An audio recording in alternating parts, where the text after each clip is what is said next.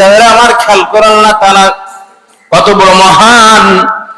রব্বুল আলামিন বলেন শুধু একটা মাছি, ওই মাছির ডানায় 1 কোটি জীবাণু 2 ডানায় নিয়ে ঘুরে বেড়ায়। কয় কোটি? বিজ্ঞানীদের পরীক্ষা মতে 1 কোটি জীবাণু খালি ডানায় থাকে। মাছি কত ছোট্ট না, ছোট্ট মাছি। ওই মাছির ডানায় যত পরিমাণ কোটি কোটি জীবাণু থাকি, ও বান্দারে সব কিছুর চাবিকাঠি তুমি যেটা দেখতে পাও আর দেখতে পাও না, আমি রব্বুল আলামিনের নির্দেশে হয়। বলেন সুবহানাল্লাহ। আমার নির্দেশে হয়। গ্লাসের ভিতরে জীবাণু দেখতে পায় না, মাছির ডানায় যে জীবাণু আছে ওটাও দেখতে পায় না। ছোট্ট একটা পিপিলিকা, এই ছোট্ট পিপিলিকার প্রাণী জগতের ভিতরে ওর চেয়ে আরো ছোট আছে। এই পিপিলিকার ভিতরে আবার কয়েকটা জাতি আছে।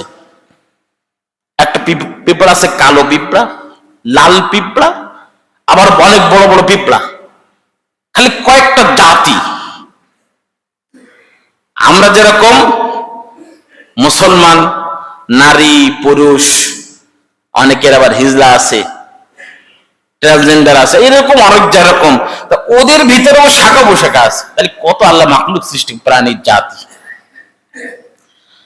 তাই আল্লাহ তাআলা এইভাবে মানুষদেরকে বোঝাচ্ছেন, তুমি গোপনে করো আর প্রকাশ্যে করো, সব তোমার সম্পর্কে আমি রব্বুল আলামিন জানি। সেটা তুমি অদৃশ্য ভাবে করো, তুমি যদি কেউ না দেখতে পায় আমি দেখি।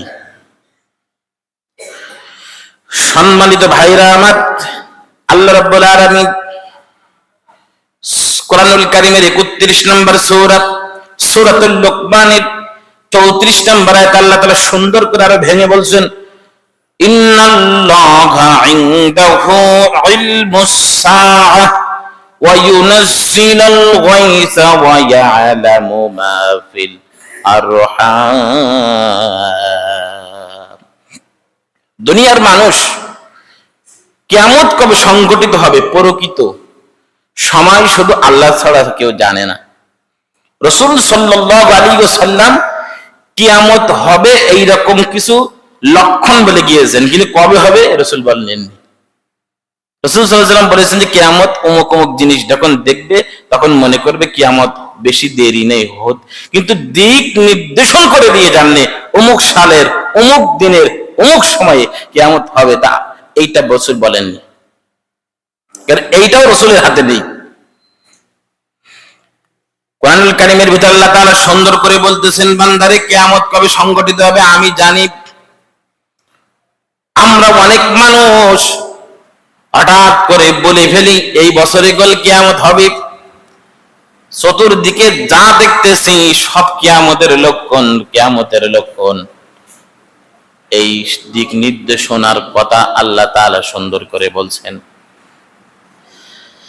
তারপরে সুন্দর করে বলছেন, ওমা তাদরি নাফসুম মাযা তাকসিবু গাদান ওয়া মা তাদরি নাফসুম বিআইয়ি আরদিন তামুত। আল্লাহ তাআলা সুন্দর করে বলছেন, বান্দারে বৃষ্টি বর্ষণের বিষয় তার হাতেই নিয়ন্ত্রিত। প্রত্যেক মায়ের গর্ভে কি লালিত পালিত হয় সেটা আল্লাহ জানে, তিনি ছাড়া আর কেউ জানে না, কোন প্রাণীও জানে না আগামীকাল কি রিজিক গ্রহণ করবে, কারো জ্ঞানের আওতায় নেই। পৃথিবীতে মানুষ কখন মৃত্যুবরণ করবে এটাও কেউ জানে না। সমস্ত গোপন রহস্যের মালিক ইন্নাল্লাহা খাবীরুম বিমা তা'মালুন। সকল গোপন রহস্যের মালিক আমি আল্লাহ তাআলা। এই পৃথিবীতে অনেক মানুষ কথা গোপন করে যে ভাই আপনার হাতে ভাই ধরি, এই কথাটা যখন কারোর সাথে বলবেন না, কিন্তু হঠাৎ করে তার সাথে একটা গোলযোগ হয়েছে, কথা কাটাকাটি হয়েছে, স্বার্থের টানে পড়ে ওই গোপন কথা আল্লাহর কির খোদার কির কাটার পরে বলে দেয়। বলে কি বলে না? এটা কি মানুষের স্বার্থ, দুনিয়ার স্বার্থ, মানুষের স্বার্থ। মানুষ একটু স্বার্থে আঘাত লাগলে গোপন কথা তো দূরের কথা, কোন কথা বলে দেব নিজেও জানে না। কারণ কি? মানুষ স্বার্থবাদী। আর আল্লাহ তাআলা বলতেছেন তোমার গোপন কি আছে সবকিছু আমি জানি, তোমার গোপনে কি করছো সেই বিষয়ে আমি জানি, আমি লক্ষ্য করি, আমি জানি। তারপরে রব্বুল আলামিন আমাদেরকে আরো বোঝানোর জন্য তিনি কোন জায়গায় গেছেন আসুন শুনি। ওয়ায়ালামু মা ফিল বাররি ওয়াল বাহর, জলভাগে স্থলভাগে যা কিছু রয়েছে সবকিছু সম্পর্কে আমার জ্ঞান আছে। ওয়ায়ালামু মা ফিল বাররি, জলভাগে পানির ভিতরে স্থলভাগে কি আছে না আছে, ফিল বাররি ওয়াল বাহর, আমি রব্বুল আলামিন সবকিছু জানি। বিশাল বড় সমুদ্র দেখা যায়, ওই সমুদ্রের ভিতরে বড় বড় মাছ আছে যার প্রতিদিনের খাদ্য 60 মণ 70 মণ আমি দেই। এমন একটা ছোট্ট প্রাণী যার ওই প্রাণীর খাবার অল্প একটু দানা হলে হয়ে যায়, আমি রব্বুল আলামিন ওই প্রাণীকে দানা খাওয়াই। মাছরা যখন খাবারের সন্ধানে বাহির হয় ও কোনোদিন চিন্তা করে রাখে না এই খাবারটুকু আগামী কালকে খাবো। আমরা শুধু মানব জাতি শুধু চিন্তা আর হিংসায় পড়ে গেছি। টাকা পয়সা অর্থ সম্পদ লক্ষ কোটি কোটি টাকা বাংলাদেশ ব্যাংকে নেয় না বলে বিদেশের একটা ব্যাংক আছে সুইস ব্যাংক, ওই ব্যাংকে রাখি। এমনকি টাকা পয়সা হতে হতে এমন হওয়া হয় শাশুড়ির নামে এমনকি শালীর নামে কোটি কোটি টাকা রাখে, তাও যখন দুদক ধরে দেয় এ বাংলাদেশে তাদেরকে বিনা স্বার্থে বিভিন্ন দেশের কর্মকর্তারা টাকাকে পাচার করে দেয়, পাচার করে দেয় অবৈধ টাকার। এখন আল্লাহ রাব্বুল আলামিন কি বলছেন, জলে ভাগে স্থল ভাগে যা সব কিছু রয়েছে সব জ্ঞান আছে আমার। একটা ছোট্ট মাছ তুমি যেটাকে খাও প্রতিদিন ও সাগরে আছে, ওই মাছটা পর্যন্ত সারাদিন কি খাবে এ চিন্তাও জানে না, আমি ওর রিজিকের ব্যবস্থা করে দেই, ওর খাওয়ার ব্যবস্থা করে দেই আমি রব্বুল আলামিন। ওই পানির ভিতরে কি আছে কি হবে সব যে হাজার হাজার কোটি কোটি মাছ আছে ও সব রিজিকের ব্যবস্থা আমি করে দেই। বিশ্বে কত মানুষ আজকে আমরা কত জায়গায় ঘুরপাক খাচ্ছি জানি না, জলভাগে স্থলভাগে জানা ওয়াজানা কি রহস্য আল্লাহ তাআলা লুকিয়ে রেখেছেন। কুরআনুল কারীমের 21 নম্বর সূরা 30 নম্বর আয়াত সূরাতুল আম্বিয়ার সুন্দর করে বলছেন, আওয়ালাম ইয়ারাল লাযীনা কাফারু আন্নাস সামাওয়াতি ওয়াল আরদা আন্নাস সামাওয়াতি ওয়াল আরদা কানাতা রাতকান ফাফাতাকনাহুমা ওয়া জাআলনা মিনাল মাই কুল্লা শাইইন আফালা ইউমিনুন। আল্লাহ তাআলা বলছেন দেখো এর পরেও যারা আমাকে অস্বীকার করে, কিভাবে আসমান জমিন মিলিত একসাথে ছিল, পরে আল্লাহ তাআলা এগুলোকে আলাদা করেছেন। তিনি পানি হতে সকল জীব বস্তুকে সৃষ্টি করেছেন, এরপরেও কি তারা ঈমান আনবে না? যারা অস্বীকারী আল্লাহ তাআলার নিদর্শন দেখতেছেন। যারা বলে এদেশে এক শ্রেণীর শিক্ষিত মানুষ আছে যারা বলে আল্লাহ বলি কেউ নেই, পৃথিবীতে আল্লাহকে তারা স্বীকার করে না, তাদের আমরা নাস্তিক বলি।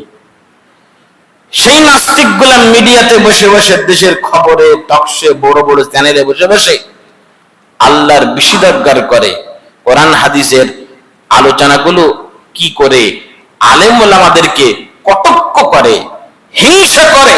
সেই মানুষগুলা বাংলাদেশের জমিনে ঘুরে বেড়ায়। এদেশে যারা কোরআনপন্থী আলেম হকপন্থী আলেম যারা হক কথা বলে কোরআনের রাজ কায়েম করতে চায় তাদেরকে ঘৃণা করে কটাক্ষ করে, এমনকি এই ভাষাও ইউজ করে হুজুরকে মতন শয়তানে দেশে নেই, ওরাই দেশের সর্বনাশ করে। আল্লাহ তাআলা বলতে এই শয়তানগুলোর অন্তরে কি হলো? ওরা অস্বীকার করে আসমান আর জমিন আগে একসাথে ছিল, এটাকে আমি আলাদা করেছি, তারপরে আমি রব্বুল আলামিন আল্লাহ তাআলা আলাদা করার পরে কি করেছি? জীব জন্তু বস্তু সৃষ্টি করেছে, আপনাকে আমাকে সৃষ্টি করেছে। এরপরে কি ওদের জ্ঞান হবে না? এই আয়াতের ব্যাখ্যা দিতে গিয়ে আল্লাহ রাব্বুল আলামিন কোরআনুল কারীমের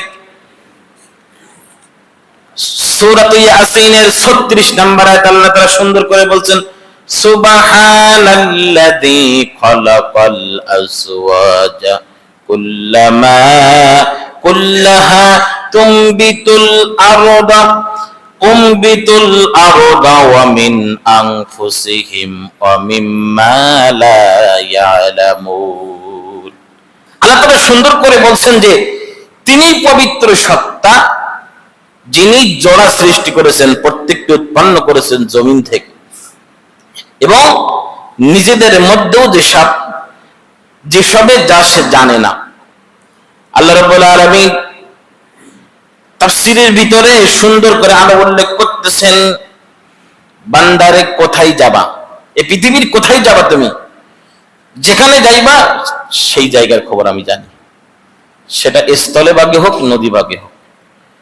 আয়াতের পরে অংশ আল্লাহ বলছে, ওমা তুসকাতু মিন ওয়ারাকাতিন ইল্লা ইয়ালামুহা ওয়ালা হাববাতিন ইল্লা ফি যুলুমাতিল আরদি ওয়ালা রাতবিন ওয়ালা ইয়াবিসিন ইল্লা ফি কিতাবিম মুনিব। একটা বৃক্ষ পত্রের পতন হলেও আল্লাহ তাআলা জানার বাইরে নেই। একটা বৃক্ষ,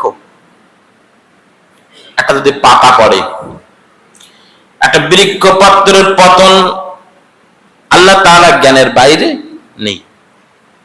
একটা গাছ, এই পৃথিবীর বুকে হাজার হাজার গাছ আছে, লক্ষ লক্ষ কোটি কোটি।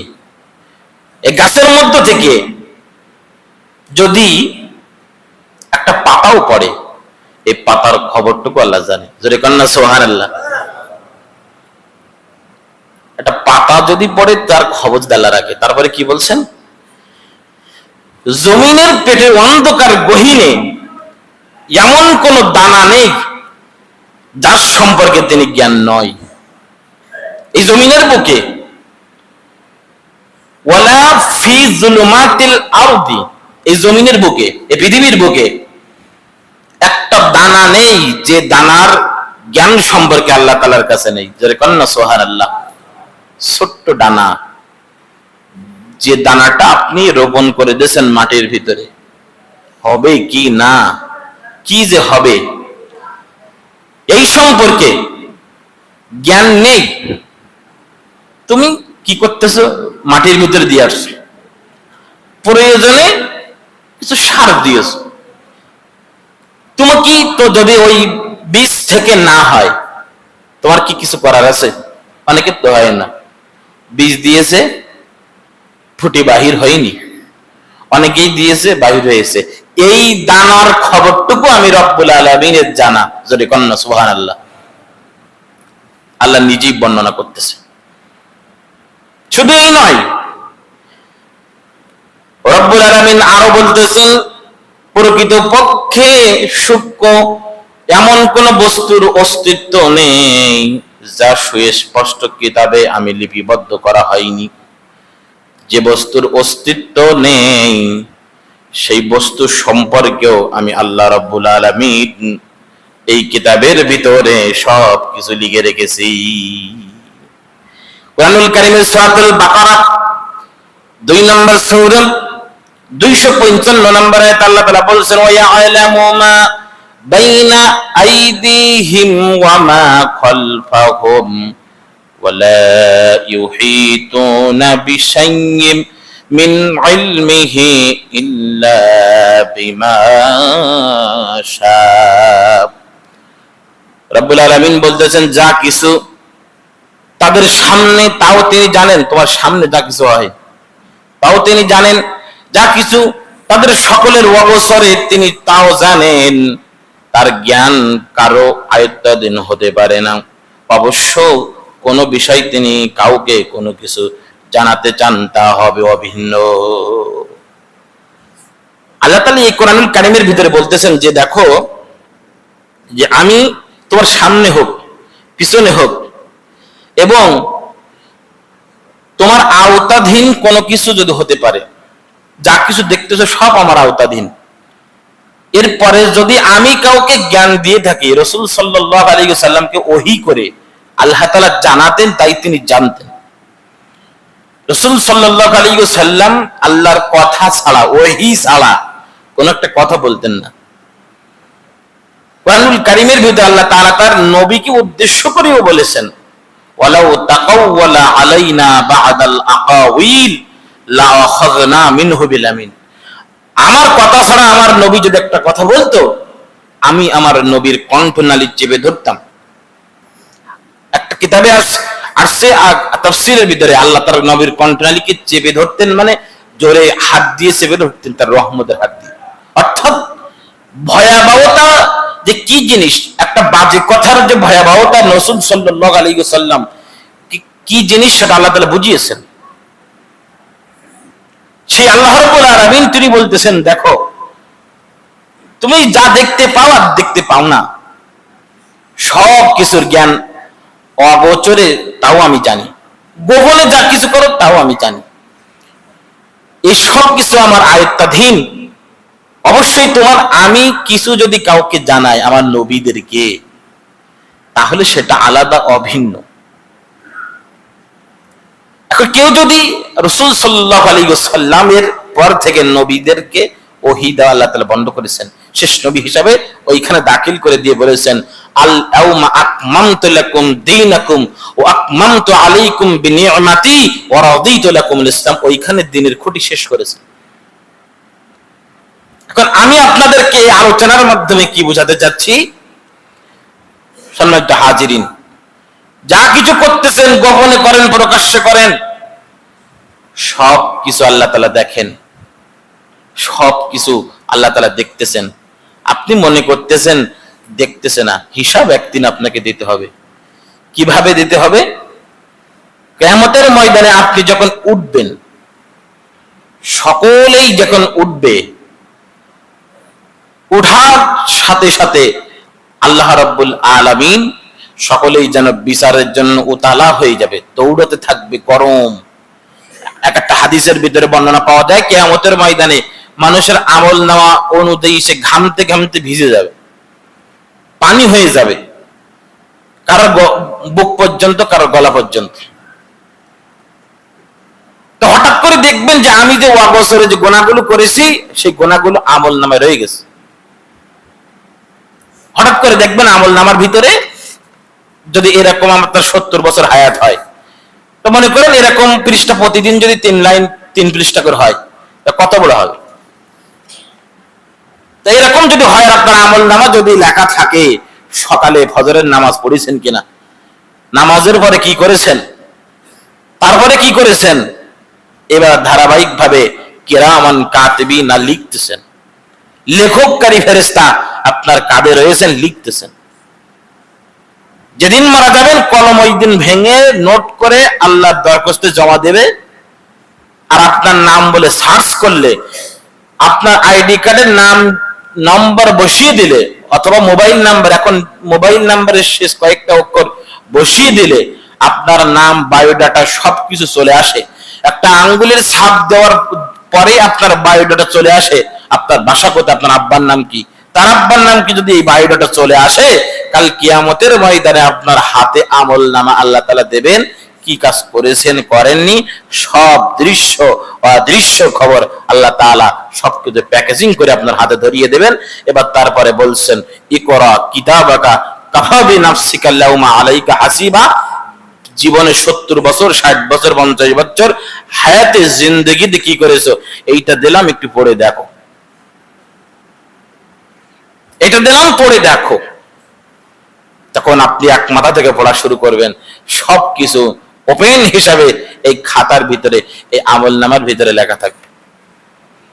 সেদিন কি হবে, মাথাটা নিচু হবে এবং এত নিচু হবে, আমল না করার ক্ষেত্রে ফেরেশতারা আপনার গলায় কি খুযুহু ফাকুল্লু সুম্মাল জাহিমা সাল্লু সুম্মা ফি সিলসিলাতিন দারুহা সাবউ যিরাআন ফাসলুকু। আল্লাহ তাআলা সূরা হাক্কার ভিতরে বলেন, তখন আপনারা ফেরেশতারা গলায় রশি বেঁধে টানতে টানতে জাহান্নামের দরজায় নিয়ে যাবে এবং ছুঁড়ে ফেলে দেবে।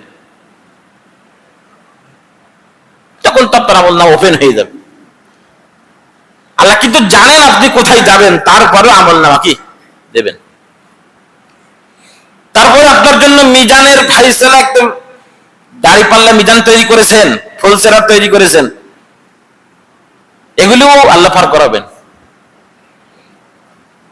সম্মানিত ভাইরা আমার, লাস্ট ফিনিশিং আমি যে কথা আপনাদের সামনে বলতে চাই, যে যে জায়গায় থাকেন আল্লাহ তাআলা সূরাতুল লোকমানের ভিতরে বলতেছেন, ইয়া বুনাইয়া ইন্নাহা ইন তাকু মিসকালা হাববাতিন মিন খারদালিন ফাতাকুন ফি সখরাতিন আও ফিস সামাওয়াতি ওয়াল আরদি ইয়াতি বিহাল্লাহ ইন্নাল্লাহা লাতীফুন খাবীর।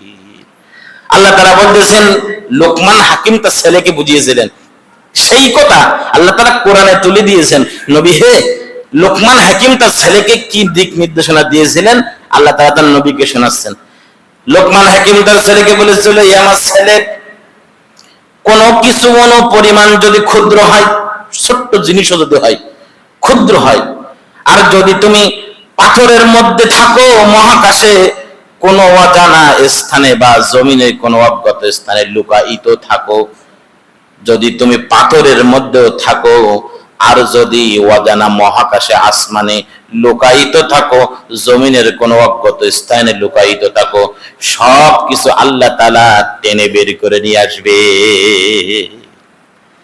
একজন পিতা লোকমান হাকিম তার ছেলেকে বলতেছে, তুই পাথরের ভিতরে থাকো আর মহাকাশে থাকো, আর জমিনের ভিতরে লুকায়িত ভাবে যদি কোনো কাজ করো, সব কিছু রব্বুল আলামিন টেনে বের করে নিয়ে আসবেন। কেন?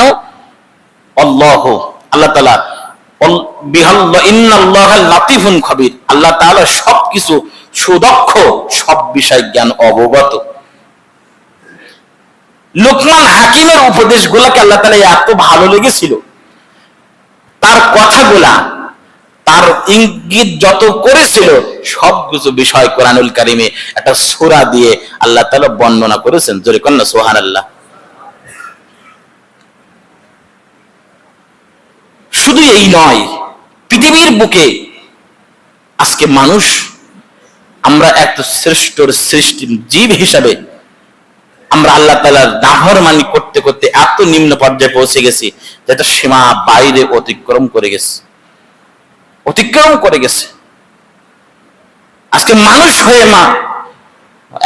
হয়ে মানুষকে খুন করি, মানুষ হয়ে মানুষকে জুলুম করি, মানুষ হয়ে মানুষকে ক্ষতিগ্রস্ত করি, কিন্তু এর পরিণাম যে কি হবে এটা চিন্তা করিনি। শুধু নিজের স্বার্থের কারণে দুনিয়ায় 2 দিন ভালো থাকবো, এই কারণে আমরা জুলুম করি, হিংসা করি, বিদ্বেষ ছড়াই। আসুন ফিরে আসি।